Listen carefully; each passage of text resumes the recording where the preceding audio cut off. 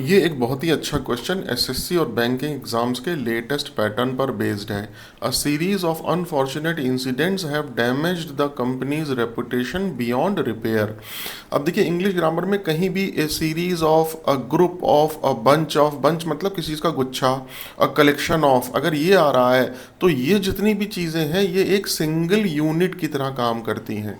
Single unit मतलब हिंदी में एकल इकाई की तरह। तो चूंकि ये एक इकाई की तरह काम कर रही हैं, एक यूनिट की तरह काम कर रही हैं, तो इसलिए ये हमेशा सिंगुलर सब्जेक्ट की तरीके से आती हैं। चूंकि ये सिंगुलर सब्जेक्ट की तरह आती हैं, इसलिए इसके साथ वर्ब भी कैसा लगेगा? सिंगुलर।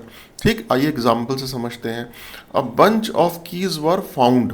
अब बंच ऑफ कीज मतलब चाबी का गुच्छा। अब चाबी का गुच्छा एक सिंगल यूनिट की तरह काम कर रहा है, इसलिए यहाँ पे वर्ब भी कैसी आएगी? सिंगुलर।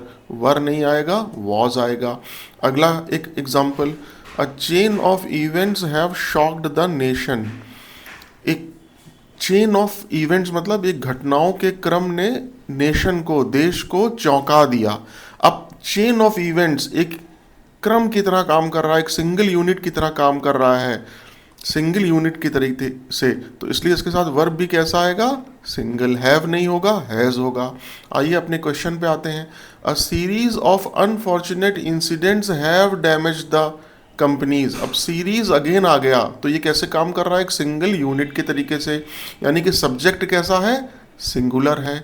अगर सब्जेक्ट सिंगुलर है तो वर्ब भी कैसी होगी? सिंगुलर। हैव नहीं होगा, has. A series of unfortunate incidents has damage the company's reputation. ये ठीक है, तो एरर कहाँ थी? बी में। Thank you so much.